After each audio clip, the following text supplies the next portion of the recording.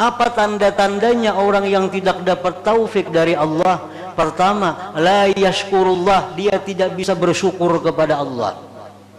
Artinya dia diberi Allah harta tidak digunakan di jalan Allah. Dia diberi Allah kesehatan tidak digunakan untuk mengabdi kepada Allah. Diberi Allah jabatan tidak digunakan untuk meninggikan syiar Allah. Ini tandanya orang-orang yang dicegah taufik. Alhamdulillahilladzi jalla dzikruh al-wasi'i ilmu an-nabidhi amruh. Ashhadu an la ilaha illallah wahdahu la syarika lah alladzi ta'ala jadduh, wa ashhadu anna sayyidana Muhammadan abduhu wa rasuluhu wa habibuh. Allahumma salli wa sallim mubarik ala sayyidina wa habibina Muhammad al-mahmudi khuluquh wa ala alihi wa ashabihi wa dhurriyyatihi wa atba'ihi ila yaumin azimin sya'nuh, amma ba'd.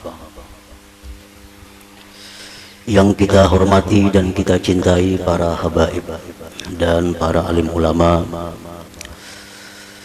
yang kita hormati Bapak Wakil Bupati Kabupaten Balangan, Kalimantan Selatan, para tokoh masyarakat, hadirin hadirat sekalian rahimakumullah. Pertama-tama kita memanjatkan puji dan syukur yang setinggi-tingginya kehadirat Allah Subhanahu wa ta'ala, yang mana pada saat ini memberikan kita hidayah, taufik dan inayah, sehingga kita pada saat ini dapat berkumpul bersama-sama di masjid ini untuk memuji, mengagungkan Allah Subhanahu wa ta'ala dan Rasulnya Nabi besar Muhammad sallallahu alaihi wasallam. Dan mudah-mudahan apa yang kita lakukan ini menjadi suatu nilai ibadah yang menyelamatkan kita dari kehinaan dunia dan azab akhirat. Amin ya rabbal alamin. Hadirin hadirat yang dirahmati Allah, tanpa hidayah dari Allah Subhanahu wa ta'ala, maka kita tidak tahu mana yang benar, mana yang salah. Tanpa hidayah dari Allah, kita tidak tahu mana yang halal, mana yang haram. Tanpa hidayah dari Allah, kita tidak tahu mana jalan yang lurus, mana jalan yang bingung. Dan tanpa taufik dari Allah, kita tidak bisa melakukan amal ibadah kepada Allah. Tanpa taufik Allah Subhanahu wa ta'ala, kita tidak bisa melakukan taat kepada Allah Subhanahu wa ta'ala. Dan tanpa inayah dari Allah, kita tidak bisa menyempurnakan amal dan ibadah kepada Allah Subhanahu wa ta'ala. Oleh karena itu, para hadirin hadirat rahimakumullah, hidayah, taufik dan inayah yang diberikan Allah itu merupakan satu nikmat, satu anugerah yang besar yang kita terima pada saat ini. Dan kita berdoa kepada Allah, memohon kepada Allah agar selalu setiap saat disertai hidayah, taufik dan inayah dari Allah Subhanahu wa ta'ala. Karena tiga hal itu adalah merupakan sesuatu yang bisa menunjang tugas kita selaku hamba Allah Subhanahu wa ta'ala. Karena tugas kita diciptakan oleh Allah adalah untuk mengabdi kepada Allah. Dan mengabdi kepada Allah tidak akan bisa tanpa hidayah, taufik dan inayah itu. Oleh karena itu kita disuruh, kita dituntut berdoa kepada Allah untuk selalu meminta tiga hal tersebut. Allahumma hdini ila siratikal mustaqim, Allahumma wafiqni li ta'atik, Allahumma a'inni ala zikrika wa syukrika wa husni ibadatik.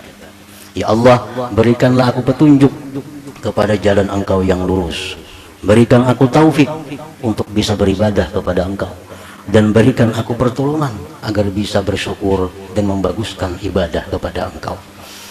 Hadirin hadirat yang dirahmati Allah Subhanahu wa ta'ala, yang kedua, kita panjatkan puji syukur kehadirat Allah, yang mana kita pada saat ini kita berada di rumah Allah, yang artinya bahwa kita ini adalah tamunya Allah. Kalau tadi kita sebelum masuk masjid ini kita menjadi tamunya panitia, dan selaku panitia kedatangan tamu mereka menjemput, menyambut dan memuliakan kita dengan berbagai macam hidangan, makanan, minuman dan lain sebagainya.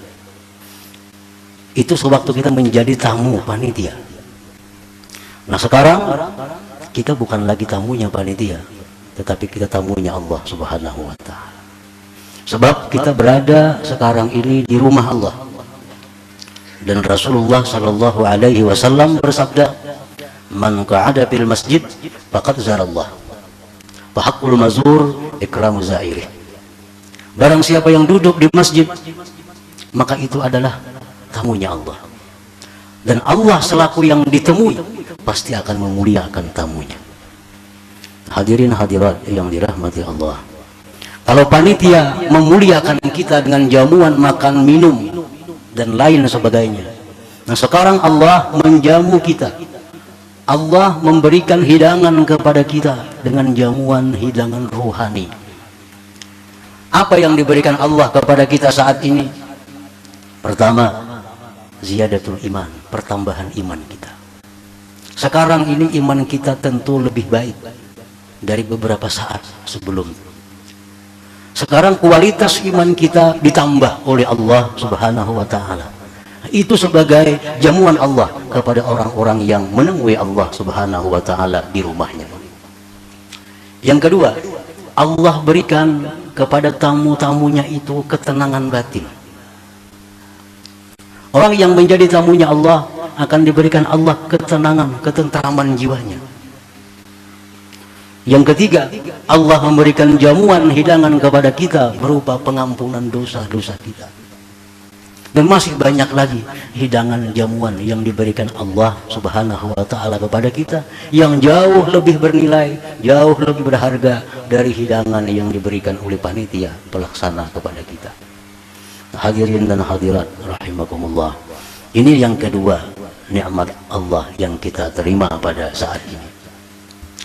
Yang ketiga, kita panjatkan puji syukur kehadirat Allah bahwa saat ini Allah menjadikan kita sebagai orang yang menuntut ilmu. Orang yang menuntut ilmu itu adalah orang yang dipilih oleh Allah. Orang yang menuntut ilmu itu orang yang dapat kemuliaan khusus dari Allah Subhanahu wa Ta'ala. Nah, kita buktikan bahwa orang yang menuntut ilmu itu adalah orang pilihan Allah. Tidak semua orang muslim bisa menuntut ilmu. Tidak semua orang yang beriman bisa menuntut ilmu. Nah, orang-orang yang menuntut ilmu adalah orang-orang yang disayang oleh Allah. Orang yang dipilih oleh Allah di antara sekalian banyak makhluk Allah Subhanahu wa Ta'ala. Dan sekarang ini kita mendapatkan nikmat itu. Sekarang ini kita dijadikan Allah sebagai orang yang menuntut ilmu. Apa kelebihan yang diberikan Allah kepada orang yang menuntut ilmu?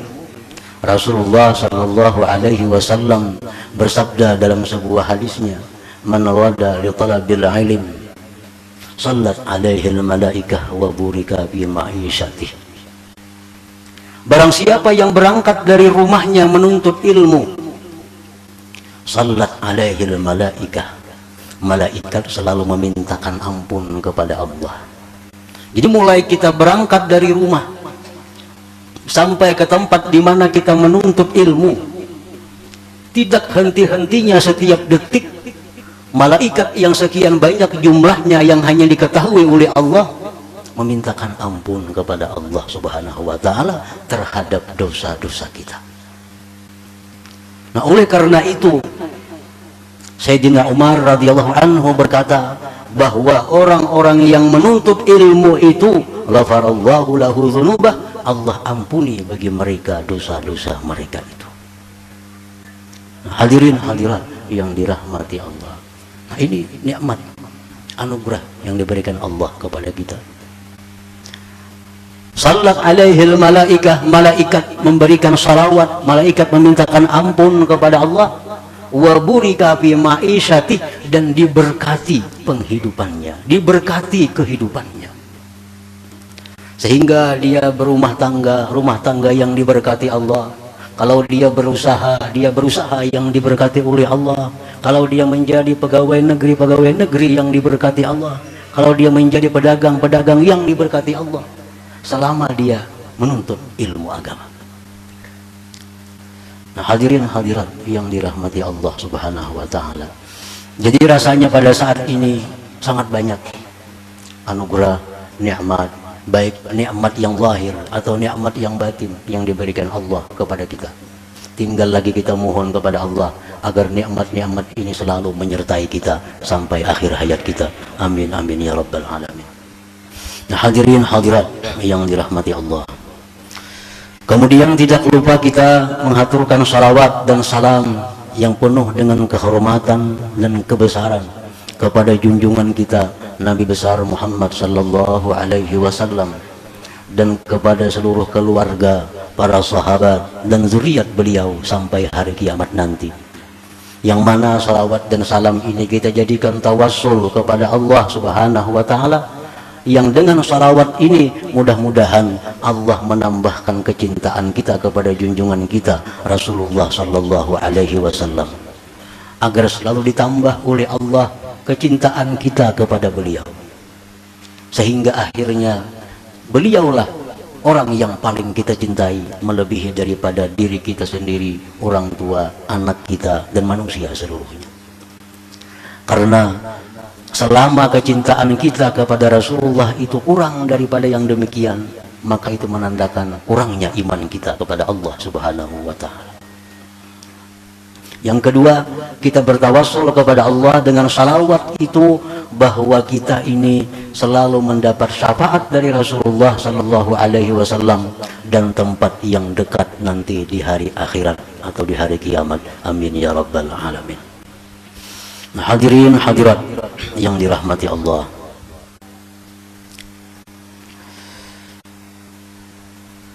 Amal perbuatan yang disebut dengan saleh, amal perbuatan yang baik, apabila kita lakukan dengan dasar iman dan ikhlas, Allah menjanjikan pahala. Allah menjanjikan pahala. Sembahyang dengan dasar iman dan ikhlas, Allah janjikan pahala.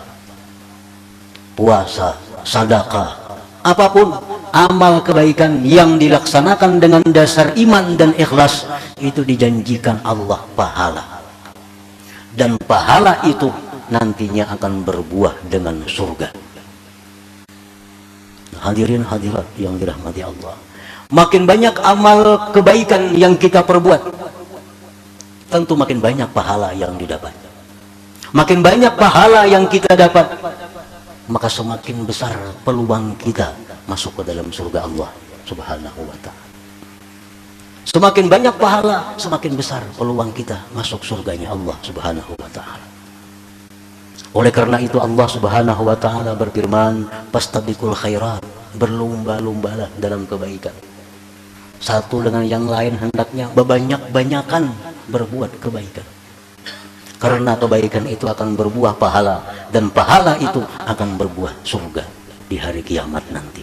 Nah, hadirin hadirat yang dirahmati Allah, urusan pahala mungkin di alam dunia ini kita tidak memerlukan. Urusan pahala ini dalam dunia mungkin tidak kita rasakan. Urusan pahala mungkin dalam dunia ini kita tidak bisa membayangkan. Nah, oleh karena itu banyak kita yang tidak suka dengan pahala. Banyak di antara kita yang tidak suka dengan pahala. Padahal pahala itu di mana-mana Allah sediakan. Tetapi kita tidak mau mengambil pahala itu karena kita anggap tidak bermakna, karena kita anggap tidak bernilai. Tetapi begitu kita mati, begitu kita sampai di hari kiamat, di akhirat nanti, nah di saat itulah kita mencari pahala. Di saat itulah kita memerlukan pahala. Tetapi sayangnya waktu mencari pahala sudah habis. Waktu mencari pahala sudah ditutup. Nah di saat itu kita perlu mencari pahala. Kita cari kemana-mana pahala. Kalau perlu cari di orang tua kita ada pahala, ambil. Di anak kita ada pahala, ambil. Di istri kita ada pahala, ambil. Untuk apa? Untuk menyelamatkan diri kita dari azab neraka jahanam. Hadirin hadirat yang dirahmati Allah, di waktu kejadian timbang amal di akhirat, amal kebaikan kita, pahala ditimbang, dosa ditimbang. Sebagian manusia ada yang lemah amal kebaikan, pahalanya kurang, dosanya banyak, sehingga timbangan pahala ini ringan. Nah, hadirin hadirat yang dirahmati Allah, di saat itu kita tidak langsung dipunis bahwa kita masuk neraka, tetapi kita disuruh oleh para malaikat cari pahala. Mungkin kamu ada pahala di orang tua engkau, mungkin kamu ada pahala di istri engkau, mungkin kamu ada pahala di mana-mana, cari pahala. Nah di saat itulah kita kesana kemari mencari pahala untuk menambah timbangan pahala agar bisa menang daripada dosa.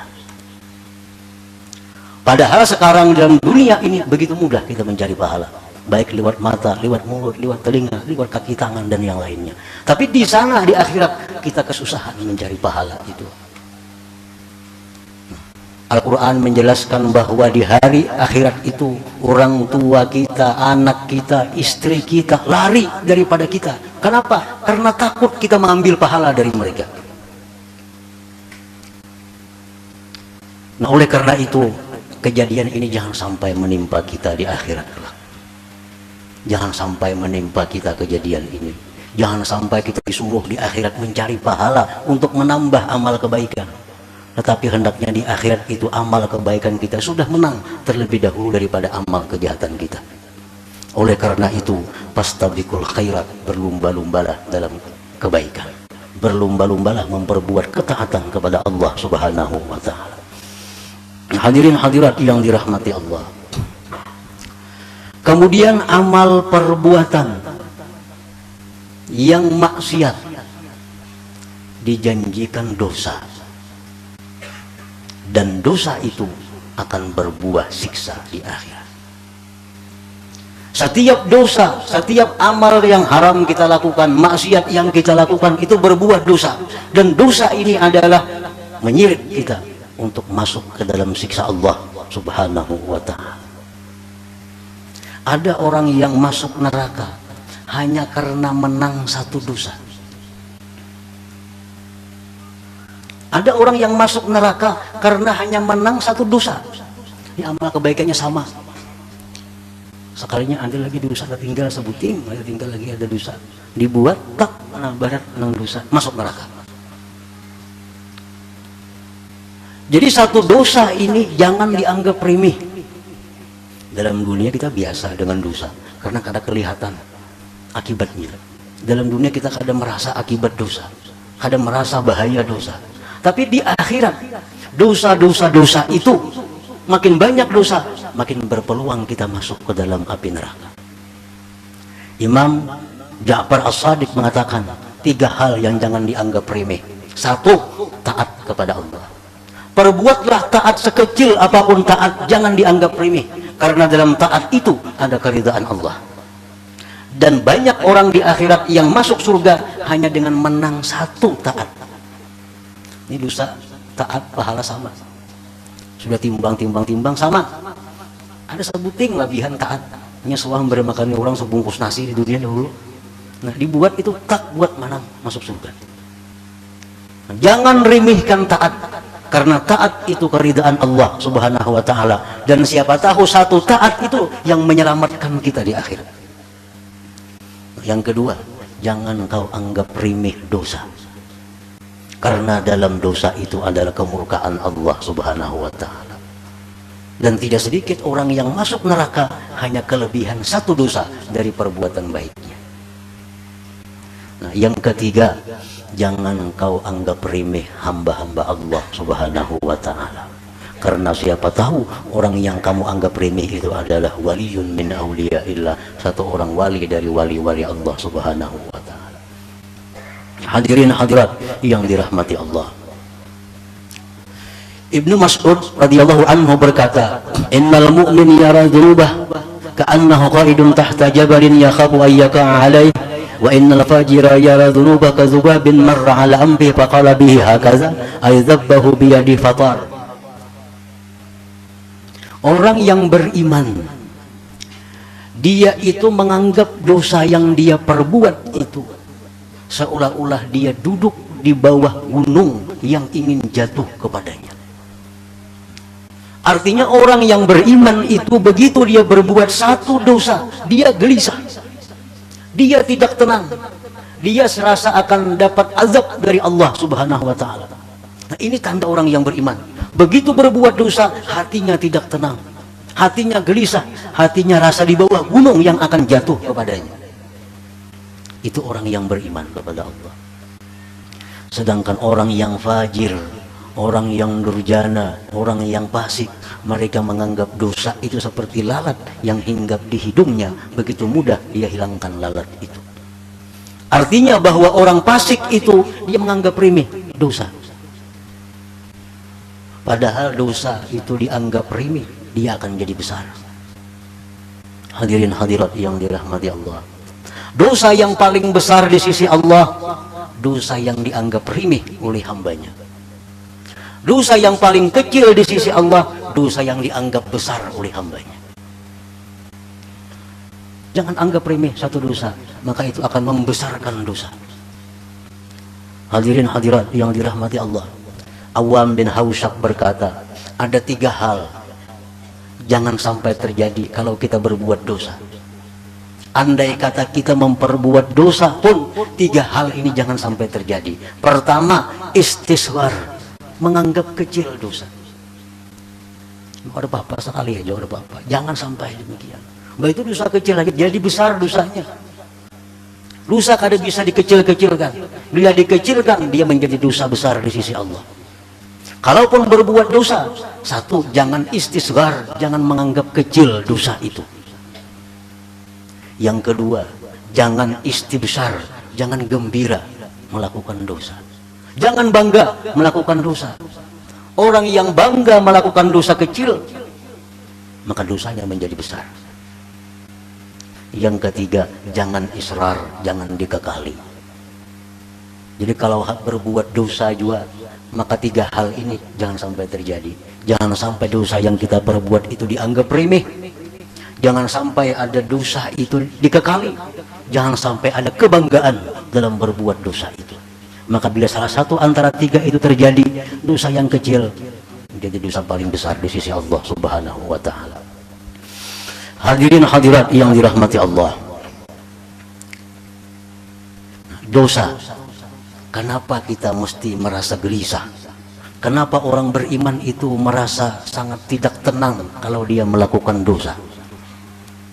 Karena dengan satu dosa itu, pertama dia mendapatkan suhtullah, kemurkaan Allah. Satu, kita perbuat dosa, mendapat satu kemurkaan dari Allah Subhanahu wa taala. Nah, apabila kita berada dalam kemurkaan Allah, maka amal ibadah kita ini akan menjadi susah, menjadi berat untuk diterima oleh Allah Subhanahu wa taala. Kalau kita ini orang yang dimurkai Allah, ibadah kita ini bisa kada jadi apa-apa, karena Allah sudah lebih dahulu murka, marah dengan kita. Nah, pertama itu, kalau orang yang dikasihi oleh Allah, dia beribadah kepada Allah, Allah dengan senang, dengan lapang menerimanya. Tetapi kalau orang yang dimurkai oleh Allah, orang yang dibenci oleh Allah melakukan ibadah, kalaupun diterima, ibadah ini akan bernilai murah dan mungkin tidak diterima oleh Allah Subhanahu wa Ta'ala. Nah, itu yang pertama menyebabkan orang yang beriman itu merasa di bawah gunung yang akan jatuh kepadanya begitu mereka melakukan dosa. Yang kedua, bahayanya dosa itu izaun nabi wa abi wa ummi. Nah, kita berbuat dosa secara tidak langsung bahwa kita menyakiti junjungan kita Rasulullah Sallallahu Alaihi Wasallam. Kita berbuat dosa, kita menyakiti bapak ibu kita yang sudah di alam kubur. Rasulullah sallallahu alaihi wasallam bersabda, "Wa tu'radu 'alal anbiya wa 'alal aba wal ummahat yaumal jumu'ah fayafrahun bihasanatihim wa tazdadu wujuhum bayadha wa isyraka fattaqullaha wa la tu'dhu amautakum." Dilintangkan, diperlihatkan kepada nabi, kepada ibu bapak setiap hari Jumat amal perbuatan kita, maka mereka gembira dan bercahaya wajahnya begitu melihat amal-amal kebaikan yang ada pada kita. Nah, anak ikam sembahyang, anak ikam menuntut ilmu, anak ikam bersedekah, anak ikam beri makannya orang, maka orang tua dalam kubur menjadi bercahaya wajahnya, bersinar wajahnya karena gembira. Rasulullah pun demikian. Wala tu'dhu amwatakum, jangan kamu sakiti orang-orang yang mati di antara kalian. Nah, sebaliknya, anak ikam minum arak, anak ikam gak ada sembahyang, anak ikam main judi, anak ikam gak ada menuntut ilmu, maka mereka bertambah muram, bertambah sedih, bertambah pedih di alam kuburnya. Mana sudah seorang misalnya mendapat macam-macam di alam kubur, ditambah lagi beban yang ditampaikan oleh Allah Subhanahu wa Ta'ala kepada mereka di alam kubur. Makanya Rasulullah mengingatkan, fattaqullah wa la tu'dhu mautakum. Takutlah kepada Allah, jangan sakiti orang yang di alam kubur itu. Hadirin hadirat yang dirahmati Allah. Yang ketiga, kenapa orang yang beriman itu mereka sangat takut dengan dosa? Karena dosa itu menyebabkan hirmanu taufik, dicegah taufik Allah. Dosa itu mengakibatkan kita tidak dapat taufik Allah. Apa tanda-tandanya orang yang tidak dapat taufik dari Allah? Pertama, la yashkurullah, dia tidak bisa bersyukur kepada Allah. Artinya, dia diberi Allah harta, harta tidak digunakan di jalan Allah. Dia diberi Allah kesehatan, kesehatan tidak digunakan untuk mengabdi kepada Allah. Diberi Allah jabatan, tidak digunakan untuk meninggikan syiar Allah. Ini tandanya orang-orang yang dicegah taufik itu adalah yang pertama, tidak bersyukur kepada Allah. Yang kedua, tandanya orang yang dicegah taufik itu, tandanya yang kedua adalah la yantafi'u bi'ilmi, dia tidak bisa mengambil manfaat dengan ilmunya. Menuntut ilmu rajin, sana sini sana menuntut ilmu, tapi kada bisa mengamalkan ilmunya. Kenapa sebabnya? Tidak ada taufik Allah. Kenapa taufik tidak ada? Mungkin ada dosa yang diperbuatnya yang belum diampuni Allah Subhanahu wa Ta'ala. Sebab dosa itu mengakibatkan dia dicegah mendapat taufik Allah. Yang ketiga, tanda orang yang ditegah taufik itu adalah la yantabi'u bi suhbatil akhyar. Dia tidak dapat manfaat berkawan dengan orang-orang baik. Kawan orang baik-baik tapi kada bisa mengambil manfaat. Kawan orang saleh tapi kada bisa mengambil manfaat. Kenapa sebabnya? Karena kada ada taufik. Kenapa taufiknya tidak ada? Pasti ada dosa yang belum terampuni oleh Allah Subhanahu wa Ta'ala. Nah, sekian banyak penyebab-penyebab yang ditimbulkan, akibat-akibat yang ditimbulkan oleh satu macam dosa yang diperbuat. Nah, oleh karena itu Ibnu Mas'ud tadi berkata bahwa orang yang beriman begitu melakukan dosa, mereka merasa berada di bawah gunung yang akan jatuh ke atasnya. Nah, yang keempat, akibat dosa itu hirmanul hidayah, dicegah mendapatkan hidayah. Kalau dulunya dia menuntut ilmu rajin, tapi kada bisa mengamalkan ilmu. Tapi karena dosanya bertambah, akhirnya dia tidak bisa lagi menuntut ilmu. Dulunya cuma kada bisa mengamalkan. Menuntut ilmu rajin aja, rajin ilmu. Tapi kada kawa mengamalkan. Akibat ada dosa. Kalau dosa ini bertambah, bukan hanya taufik yang dicegah, tapi hidayah dicegah. Hatinya tertutup mendengar ilmu. Nah ini lebih berat lagi. Bila dosa ini tidak hilang, maka akan menambah lagi mautul qalbi, akhirnya hatinya mati. Nah kalau sudah hatinya mati, maka dia sudah tidak melihat lagi mana yang halal, mana yang haram, mana yang baik, mana yang jahat. Dan akhir yang paling ditakutkan adalah akibat dosa itu matinya dalam keadaan su'ul khatimah. Ini yang paling dikhawatirkan. Jadi jangan sekali-kali kita, pertama, meremehkan dosa.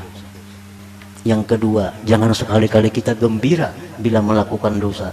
Yang ketiga, jangan sekali-kali mengekalkan dosa. Artinya begitu kita berbuat dosa, hendaklah kita tobat, kita minta ampun kepada Allah Subhanahu wa Ta'ala. Nah, hadirin hadirat yang dirahmati Allah, kiranya